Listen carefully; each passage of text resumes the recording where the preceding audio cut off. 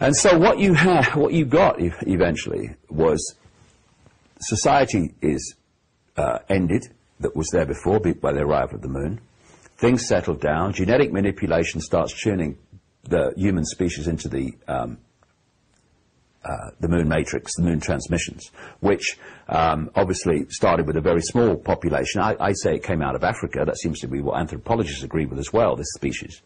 And it manifested eventually as the human species, as we know it today. And when I saw a movie, I think it was made in the 1980s, I saw it in the 1990s, called They Live. It was not just produced, I think he did everything. He wrote the music, every bloody thing. John Carpenter, who has worked with George Lucas on Star Wars and special effects and stuff. When I first saw this movie, They Live, and by the way, if you go on YouTube and put They Live John Carpenter, and you can still see it in sections, I do recommend it. I could see at the time, Bill, that it very much was a statement about how I was understanding the world as the years passed. But my goodness me, from the perspective sitting here, it is absolutely spot on. If this guy will, of course, John Carpenter claimed that it's nothing like that. It was just a story. No, come on, John, please, come on, don't insult our intelligence. And for people who haven't come across it, this was it. Started off with a massive economic depression in America. It was set, and it was in the future from the 1980s when it came out, but that future's about now. It was a major economic depression, and there were people living, in tent cities and corrugated iron groups of cobbled together places to sleep on wasteland, happening across America now. And the main character was coming through at the start of the movie, and he's looking for a job in the building industry, and there aren't any, but he manages to get one. At the end of the day, a big black guy says to him on the building site, "Do you have anywhere to stay?" He said, "No, I haven't." So they go back, long story short, to this makeshift village on a piece of wasteland, tents and corrugated iron kind of put together buildings, and they managed to somehow rig up a television set, not a very good one, in this little village. And they're watching it just after he arrives. And suddenly the program is broken up, and in kicks in this man just saying, "They're here," words to this effect, I can't remember every word. "They're here, we don't realize they're here, they're here, they're here. They're controlling us, they're controlling us." Anyway, the guy, I'll call him the builder, the fella arrived and was introduced to this village. He started to get very curious about a church across the road, because the activity. Some people from here were going in there, and it was strange. Anyway, he goes in and he has a look, and he realizes that the church music coming out during this church service, when he creeps around, is actually a bloody tape running, right? And it's an undercover operation by these people to resist the control system, because not only was there an economic depression, there was a police state. It's now. That's where it was located. So anyway, that night, there's a police state raid. There's helicopters, police, guns, and the bulldozers come in and they raise the village. Next day, some of them are arrested, he gets away. He comes back to the church next morning. And I think, as I remember, he noticed that there were some boxes, some cardboard boxes when he first went. And he went back and he got hold of one. And he ran out, there's no one there at the time, he ran out down into to this passageway between these big buildings, back passageway. And he opens the box.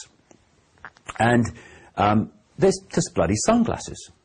And of course he's taken aback and disappointed that they're only sunglasses. So he gets one, puts them in his pocket, throws the box away, walks out. And he walks out into the main street, and he puts the glasses on. Now the world's completely different. Now he's seeing not an advert for Coca-Cola, he's seeing "Stay Asleep" on that ad board.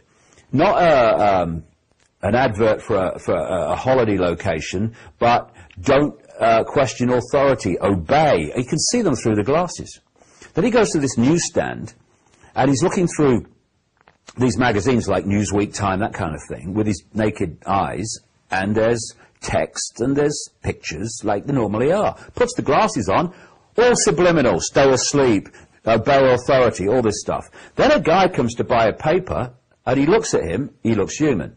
Puts the glasses on, guy's not human anymore. So he starts going round, and he starts to realize, not everyone, and nothing like the majority, but a significant number of people, when he's got the glasses on, which are decoding reality in a different way, are actually not human. But through the naked eye, he keeps doing this, they're human. So he realizes what's going on.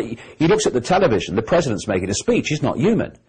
Members of the police force are not human. Goes into a bank, a number of them are not human, and so it goes on. Now, bringing that round to the conclusion, how the movie ends up is they realize that the reason the humanity cannot see what he can see with his glasses is because at the top of the television tower there's a massive dish that's broadcasting a transmission, which is blocking, I would use the word firewalling off, just like the Chinese authorities firewall off the computer system and the internet access system in China, so that Chinese people can't access great chunks of the internet the rest of us can, that this signal from this dish at the top of this television tower was firewalling off the population's ability to see what he could see with his glasses.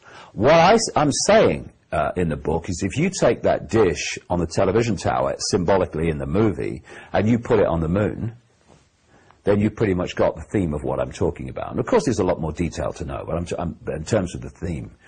And just going on from that, you know, because information's coming to me so fast at the moment, and in this way I described earlier.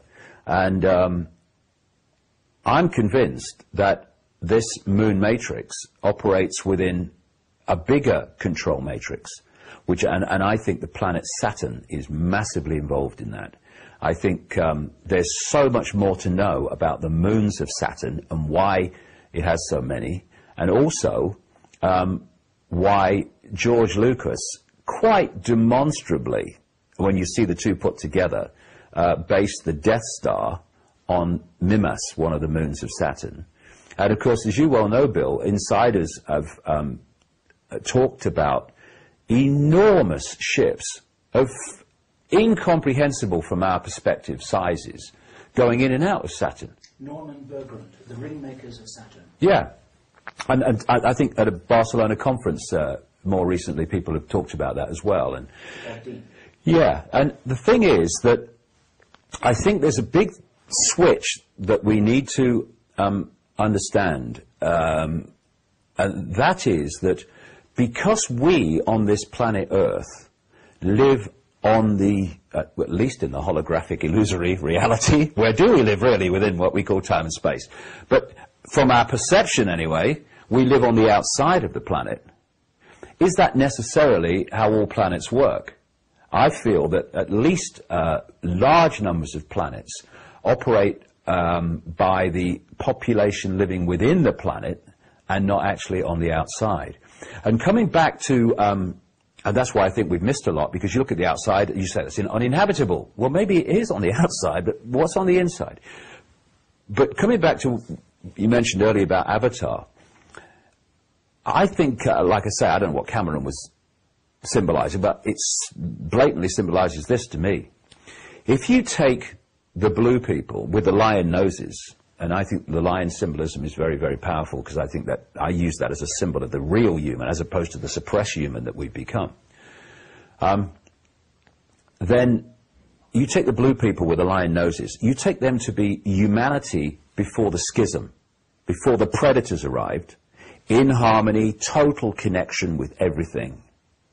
And then you take the American military with their high technology coming into that moon, whether it Pandora they called it, and taking over, taking the resources, just having no comprehension for the connection of everything, just destroy it.